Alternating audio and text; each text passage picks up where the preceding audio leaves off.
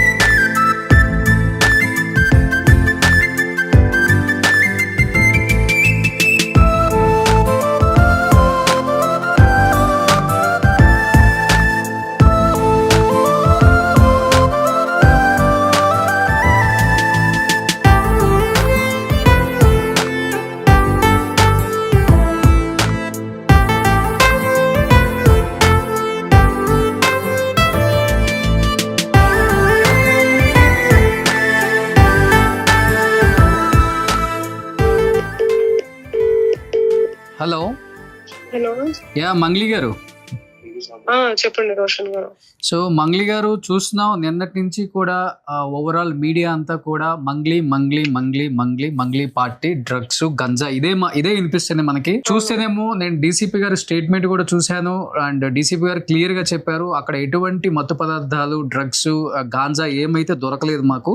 కానీ కేవలం ఒకే ఒక్క వ్యక్తికి, దామోదర్ రెడ్డి అనే వ్యక్తికి పాజిటివ్ వచ్చింది. ఎందుకంటే ఎప్పుడైనా పోలీసులు కిట్లతో వస్తారు కాబట్టి అక్కడ టెస్టులు చేస్తే ఆటోమేటిక్ గా తెలుస్తుంది ఎవరు తీసుకున్నారు ఏంటో అనేది. బట్ మీరు చెప్పేదానికి అండ్ డీసీపీ గారు చెప్పిన దానికి అండ్ 99.9% మ్యాచ్ అవుతుంది, కానీ మరి పాజిటివ్ ఎలా వచ్చింది అనేది ఇక్కడ పెద్ద క్వశ్చన్ మార్క్ అండి. ఏం చెప్తారు దానికి?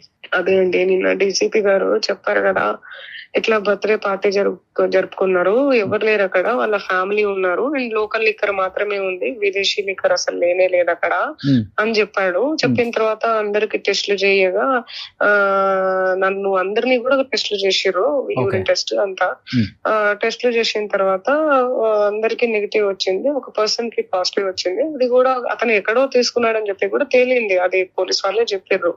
ఎప్పుడో 1 week 10 days బ్యాక్ తీసుకున్నట్టు, ఎక్కడో ఏదో పార్టీలో తీసుకున్నట్టు.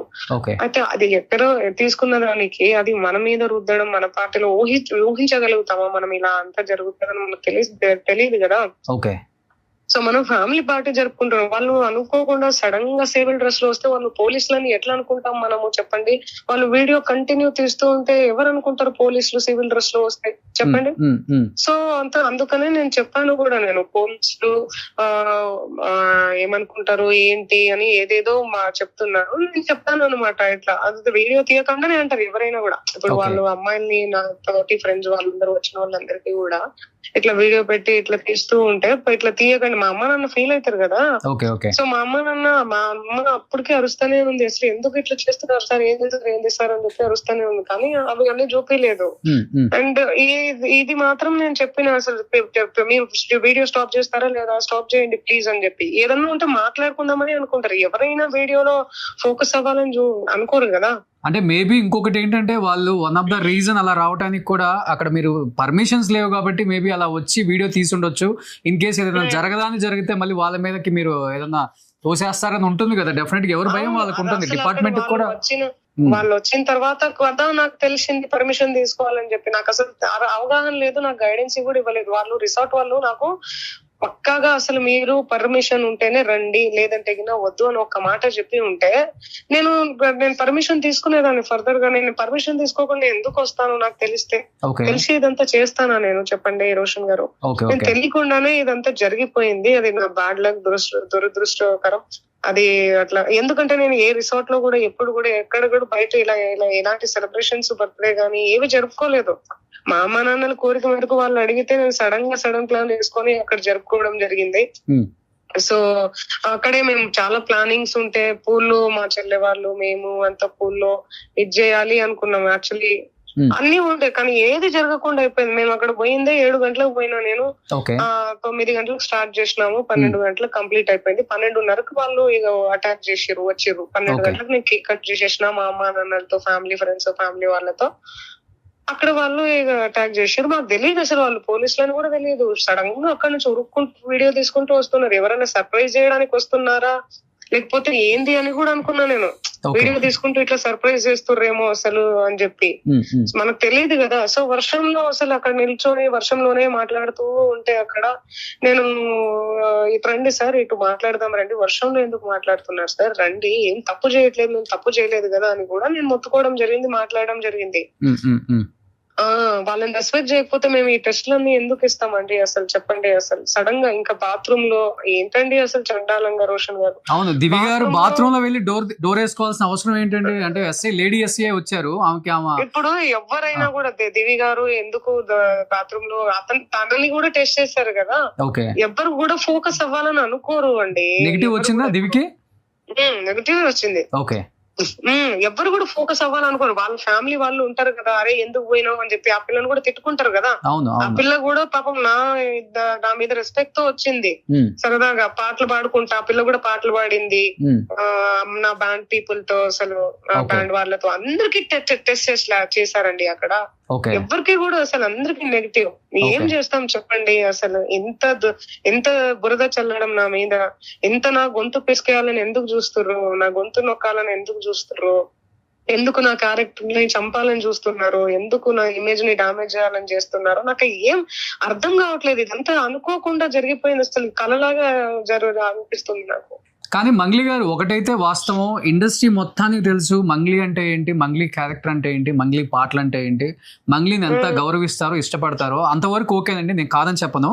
బట్ బయట చూస్తే చాలా మంది వ్యూయర్స్ మిమ్మల్ని క్వశ్చన్ చేస్తుంది ఏంటి అంటే, ఇన్ని ఇయర్స్ నుంచి ఇండస్ట్రీలో ఉంది మంగ్లీ, ఇన్ని పాటలు పాడారు, ఇన్ని ప్రైవేట్ ఫంక్షన్స్కి ఆమె సింగింగ్కి వెళ్తారు బయటికి, అండ్ బయట పార్టీస్ కూడా మేబీ అటెండ్ అవుతుంటారు. అంటే మినిమం రెస్పాన్సిబిలిటీ లేదా, ఈ మాత్రం పర్మిషన్ తీసుకోవాలి లిక్కర్కి, సౌండ్కి అనే వాళ్ళకి ఏం చెప్తారు? రోషన్ గారు, నేను ఏ పార్టీలకు కూడా ఎక్కువ అటెండ్ అవ్వనండి. నేను నా ఫ్యామిలీ, నా పాటలు, నా బ్యాండ్ పీపుల్, నా ప్రాక్టీస్ ఇవే చేసుకుంటూ ఉంటాను జనరల్ గా అయితే. ఓకే. కానీ నేను ఏ పార్టీలకు, ఇలాంటి పార్టీలకు వెళ్ళాను. అసలు నిజంగా చెప్తున్నాను, నాకు అవగాహన లేదండి. నాకు నిజంగా వాళ్ళు రిసార్ట్ వాళ్ళు నాకు గైడెన్స్ చేసి ఉంటే, అమ్మా నువ్వు కంపల్సరీ నువ్వు పర్మిషన్ తీసుకోవాలి అని నాకు గట్టిగా ఒక మాట చెప్పి ఉంటే నేను డెఫినెట్లీ తీసుకునేదాన్ని. నేను ఎందుకు ఎవరు కూడా అనలేదు అవుట్డోర్ డెఫినెట్ గా పర్మిషన్ తీసుకోవాలి, మ్యూజిక్ సౌండ్స్ కి కానీ లిక్కర్ కానీ? ఫ్రెండ్స్ కూడా అనలేదు మీతో పాటు వచ్చిన వాళ్ళు అంతమంది అక్కడ పార్టిసిపేట్ చేశారు? పాపం దిదిను ఎవరో అన్నట్టు కూడా ఉన్నారు, ఇట్లా పర్మిషన్ తీసుకోవాలేమో చూడు అంటే తీసుకున్నారు. రిసార్ట్ వాళ్ళని అడిగినా, మేము ఇట్లా పర్మిషన్ తీసుకోవాలంట కదండి, మా ఫ్రెండ్స్ ఎవరో చెప్తున్నారు అంటే, లేదు రారు, వాళ్ళేం వస్తే చూసుకుందాము, సో జనరల్ గా రారు మేడం, అసలు ఫ్యామిలీ పార్టీ కదా అనుకున్నారు వాళ్ళు. వాళ్ళకి ప్రాపర్ ఉండి ఉంటే నేను డెఫినెట్లీ తీసుకుంటుండే. నాకు తెలీదు కదా, ఫస్ట్ టైం అండి ఇది నేను జరుపుకోవడం, ఇట్లా బర్త్డే సెలబ్రేషన్ ఫస్ట్ టైం. మీ మీద రావడం కూడా ఫస్ట్ టైం, ఇది అసలుకి రావడం కూడా ఫస్ట్ టైం, జరుపుకోవడం కూడా ఫస్ట్ టైం. జనరల్ గా నాకు అసలు ఈ బర్త్డే పార్టీలు ఇవన్నీ ఇష్టం ఉండదు, జరుపుకోను కూడా. ఎక్కడన్నా పోయి ఆ వృద్ధాశ్రమంలో గాని, అనాథ పిల్లలు వీళ్ళు ఉంటే వాళ్ళకి ఏమైనా ఫుడ్ గానీ, లేకుంటే దేవుడి దగ్గర గుడ్లకు వెళ్ళిపోవడం గానీ ఇలా చేస్తూ ఉంటా నేను. కానీ ఫస్ట్ టైం ఇక అమ్మా నాన్నలు ఎప్పుడు వీడియో ఉండిపోతుంది, ఫొటోస్ ఉండిపోతాయి కదా, అమ్మా నాన్నలతో ఉంటది కదా, మంచిగా ఉంటది కదా అన్న ఒక ఉద్దేశంతో ఈసారి చేసుకుందాం ఎట్లా అన్న ఒక ఉద్దేశంతో నేను ఫ్యామిలీ వాళ్ళని అందరినీ కూడా అప్రోచ్ అయ్యి, ఫ్యామిలీ మెంబర్స్ ని అందరినీ పిలుచుకొని ఒక 20-25 మంది ఉంటాం మేము. అందరైతే 50 మంది అని రాసుకోవడాలు, ఏదేదో నా మీద బురద చల్లడాలు, రకరకాల థంబ్నెయిల్స్. అక్కడ డీసీపీ చెప్పింది ఒకటైతే పాప ఆయన క్లియర్ గా చెప్పాడు కూడా, అక్కడ ఏం దొరకలేదు అక్కడ అని చెప్పి. ఏదన్నా దొరికి ఉంటే మీరు ఏం వేసుకున్నా కూడా పర్వాలేదు, అవును అక్కడ దొరకలేదు. ఏ ఒక్క ఇది కూడా దొరకలేదు. ఫారెన్ మంది అన్నారు, అది దొరకలేదు. గాంజా డ్రగ్స్ అన్నారు, అవి దొరకలేవు. ఏవి దొరకలేదు అసలు. అక్కడ ఒకటే ఒక పర్సన్ కి పాజిటివ్ వచ్చింది, అది కూడా అది ఎక్కడో తీసుకున్నట్టు తెలియదని చెప్పి పోలీసులు కూడా అన్నారు కూడా. సో ఇంత క్లారిటీగా, ఎంత క్లియర్ గా చెప్తున్నా కూడా వీళ్ళు ఇంత ఘనం, అసలు మీడియా మిత్రులు ఇంత ఘనం నా మీద కుట్ర, ఇంత లేనిపోని న్యూస్, అన్ని రూమర్స్ క్రియేట్ చేసుకొని వాళ్ళకి వాళ్ళు కొత్త న్యూస్ రాసుకోవడం అనేది, చెప్పుకోవడం అనేది చాలా చాలా చాలా బాధాకరంగా ఉంది నాకైతే. అమ్మా నాన్న ఉన్న రిలేటివ్స్ బాగా అప్సెట్ అయ్యారా ఈ 24 hours లో? అంటే ఫస్ట్ టైం ఇలా లైఫ్ లో మీకు కూడా ఒకటి ఆబ్వియస్లీ అవుతారు కదా అప్సెట్. ఎందుకు అవ్వరు అసలు? మా నాన్న, మా అమ్మ అసలు పాపం వాళ్ళు అసలు ఎంత వాళ్ళకి నేనే ధైర్యం చెప్పుకుంటూ పోవాలి, నేనే ఇది చేసుకుంటూ పోవాలి, నా బాధను నేను దిగమింగుకొని. నాకు ఉంటది కదా ఎంత బాధ. అరే ఇన్ని రోజులు నేను గూడు కట్టుకున్న గూడు ఒకటేసారి కుప్ప కూలిపోయింది. ఇటుక పేర్చుకొని ఇల్లు కట్టుకొని నేను ఇంత పెద్ద ఇల్లు కట్ చేస్తే మొత్తం నా పేరు, నా సామ్రాజ్యాన్ని మొత్తం కూల్చగొట్టాలని చూస్తే, అదే చెప్తున్నా కదా రోషన్ గారు, పిచ్చుక మీద బాణం వేస్తే ఏమొస్తుంది చెప్పండి? ఏమొస్తుంది? నేను ఒక గిరిజన ఆడబిడ్డను, నేను ఎంతో కష్టపడి పైకి వచ్చిన, ఎంతో కష్టంతో ఎవరి తొట్టుగా మారకుండా, ఎవరి ఇదిగా మారకుండా నేను ఏదో గొప్ప 2 పాటలు పాడాను. అప్పట్లో ఏదో ఒక 2 పాటలు ఎక్కడో పాడాను. సింగర్స్ అందరూ పాడారండి, కానీ నేనే పాడాను. అది ఎక్కడో వెళ్ళిపోయింది, అంత బాగా రీచ్ అయ్యి అంత ఇదైంది. దాంట్లో నా తప్పేముంది చెప్పండి? అంటే మీరు పొలిటికల్ గా దీని వెనక ఏదో పెద్ద హస్తం ఉందని మీరు ఫీల్ అవుతున్నారా? నేను అసలు హస్తం ఉందా లేదా అనేది కూడా నేను చెప్తలేను, కానీ చెప్తున్నా నేను ఏం జరుగుతుందో నాకు అర్థం కావట్లేదు నా మీద అని చెప్పి. మరి నేను ఒక గిరిజన ఆడబిడ్డ, నాకు ఎవరు సపోర్ట్ లేరు అనో, మరి లేకపోతే ఏం జరుగుతుందో నాకు అర్థం కావట్లేదు రోషన్ గారు. అంతే, ఇంకేం లేదు. నేనైతే క్లారిటీగా చెప్తున్నా, అక్కడ ఏమీ దొరకలేదు, అసలు ఏమీ అక్కడ లేదు కూడా. కానీ దాన్ని వీళ్ళు బాగా హంగామా చేస్తున్నారు. అది రోషన్ గారు. నిద్రపోయారా అసలుకి? చాలా డల్ గా మాట్లాడుతున్నారు. ఎక్కడ ఫోన్ కాల్స్ అవి ఇవి ఉంటాయి కదండి. అయ్యాయి సడన్ గా ఇలాంటిది వస్తే ఎలా నిద్ర పడుతుందండి చెప్పండి? అసలు అంటే ఏందబ్బా అసలు ఇది డ్రగ్స్, ఒక రకరకాల తమ్నేల్స్ అండి బాబోయ్, రకరకాల తమ్నేల్స్ అండి. ఏం తమ్నేల్స్ అండి అవన్నీ చూస్తే? ఏమనుకుంటారు ప్రజలు, జనాలు అందరూ, నన్ను ఇష్టపడే జనాలు? మంగ్లీ అంటే ఒక స్పిరిచువల్స్ ఇమేజ్ ఉంది, మంగ్లీ అంటే ఒక ట్రెడిషనల్ ఇమేజ్ ఉంది. ఆ ఇమేజ్ ని డామేజ్ చేయడం అసలు ఏమనుకుంటారు? పాపం ఇన్నోసెంట్ ప్రజలందరూ, జనాలు ఏమనుకుంటారు వాళ్ళు? అరే ఏంది అసలు, ఇట్లనా అనుకోరా అసలు?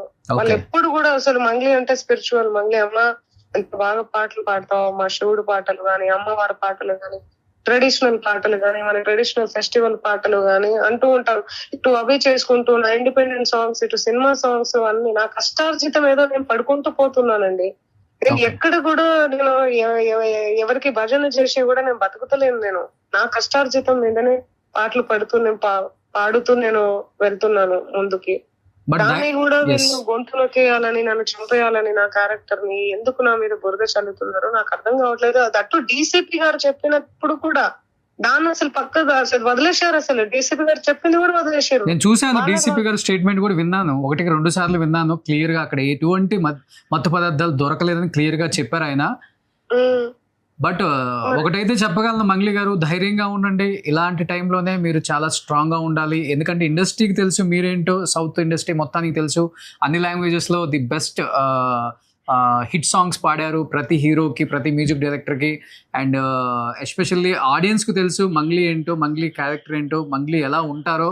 మంగ్లీ ఎటువంటి ప్రైవేట్ పార్టీస్కి కూడా రాదని అందరికీ తెలుసు. బట్ ఏదో టైం కొంచెం బ్యాడ్ నడిచినప్పుడు ఇట్లాంటివి జరుగుతుంటాయి. బట్ ఇలాంటి టైంలోనే మీరు చాలా స్ట్రాంగ్గా ఉండాలి. ఈ టైంలో మీరు పేరెంట్స్కి చాలా అంటే చాలా ధైర్యం చెప్పాలండి. ఎందుకంటే వాళ్ళకి ఏం తెలియదు ఇండస్ట్రీ అంటే. పాపం ఫస్ట్ టైం వాళ్ళు కూడా ఇలాంటిది ఫేస్ చేసి ఉంటారు. ఇప్పటి వరకు కూతురు సక్సెస్ మాత్రమే చూసిన పేరెంట్స్ ఇప్పుడు ఇలాంటిది ఒకటి చూడాల్సి వచ్చింది ఏంటి, అది మా వల్ల జరిగింది ఏంటి అనేది కూడా వాళ్ళ మైండ్లో ఉంటుంది. కాబట్టి వాళ్ళకి కొంచెం ధైర్యం చెప్పండి. డెఫినెట్గా అర్థం చేసుకుంటుంది ఇండస్ట్రీ. అండ్ మిమ్మల్ని ప్రేమించే ఆడియన్స్ అండ్ ఫ్యాన్స్ అందరూ కూడా అర్థం చేసుకుంటారు దీన్ని. థ్యాంక్ యూ రోషన్ గారు, థ్యాంక్ యూ సో మచ్. ఒక్కటే, నేను ఏదైతే వాస్తవం జరిగిందో వాస్తవాలు మాత్రమే చూపించాలి, కానీ ఇలాగా పిచ్చి పిచ్చిగా నా మీద వార్తలు రాసుకోవడం చాలా బాధాకరంగా ఉంది. అదైతే చెప్పగలుగుతా నేను, అంతే. థ్యాంక్ యూ రోషన్ గారు. సో థ్యాంక్ యూ మంగ్లీ గారు, లైవ్ లోకి జాయిన్ అయినందుకు thank you so much. So ఇది Mangli side version. And already DCP గారి స్టేట్మెంట్ అందరికి తెలిసే ఉంటుంది, వినే ఉంటారు. ఎటువంటి తప్పు జరగకుండానే నా మీద ఇన్ని రకాల న్యూస్లు స్ప్రెడ్ చేస్తున్నారు. చాలా చాలా బాధగా ఉంది. ఒక గిరిజన బిడ్డని ఎంతో కష్టపడి ఇండస్ట్రీకి వచ్చి ఎవరి సపోర్ట్ లేకుండా ఇన్ని సూపర్ డూపర్ హిట్ సాంగ్స్ పాడి, మంగ్లీ అంటే ఈరోజు బయట ఒక రోల్ మోడల్గా తీసుకుంటారు, ఇన్స్పిరేషన్గా తీసుకుంటారు. అలాంటి ఒక లేడీని పట్టుకొని ఈ విధంగా నన్ను మాట్లాడుతున్నారు అనే బాధ అయితే తను క్లియర్గా చెప్తున్నారు, అర్థమవుతుంది మనకు కూడా. బట్ డెఫినెట్గా నిజాలు పోలీసులు అదుపులో ఉన్నాయి కాబట్టి వాళ్ళు క్లియర్గా మనకు కూడా ఇచ్చిన తర్వాత వాటి గురించి మాట్లాడదాం. అండ్ తనే క్లియర్గా చెప్తున్నారు, ఒకరికైతే పాజిటివ్ వచ్చింది, ఆయన వేరే చోట తీసుకుని ఉంటారు. మేబీ ఇప్పుడు ఫ్రెండ్స్ అన్నాక చాలామంది ఫ్రెండ్స్ ఉంటారు ఇండస్ట్రీలో, ఎస్పెషల్లీ అన్ని రకాల ఫ్రెండ్స్ ఉంటారు. కాబట్టి ఎవరు ఎలాంటి రూట్స్ వెళ్తారో మనకు కూడా తెలియదు. ఇండస్ట్రీ అన్నాక ఈ రంగుల ప్రపంచంలో అన్ని రకాల ఫ్రెండ్స్ ఉంటారు. కాబట్టి ఏదన్నా అక్కడి నుంచి జరిగిన తప్పిదం ఏదన్నా ఉంటే అతనికి పాజిటివ్ వస్తే అది మా తప్పు కాదు కదా. దాన్ని పట్టుకొని ఓవరాల్ మొత్తం అక్కడ ఉన్న ఈవెంట్ని మొత్తం కూడా పాడు చేసేసి, చాలా ఇబ్బంది చేసేసి, వీడియోలు తీసేసి రకరకాలుగా స్ప్రెడ్ చేస్తున్నారు. సో ఇది మాత్రం తగ్గించండి, నిజంగా చాలా బాధగా ఉంది అని చెప్పి తను చాలా చాలా ఎమోషనల్గా చెప్తున్నారు. కాబట్టి సో ముందు చూద్దాం. ఇంకా పోలీసులు అదుపులో కొంతమంది ఉన్నారు కాబట్టి ఏం జరుగుతుందో, ఎలాంటి ఆధారాలతో మనకి బయటికి స్టేట్మెంట్స్ వచ్చిన తర్వాత మాట్లాడదాం. So thank you so much. Suman టీవీలో మీ పర్సనల్ అండ్ బిజినెస్ ప్రమోషన్స్ కోసం కింది నెంబర్కి కాంటాక్ట్ చేయండి.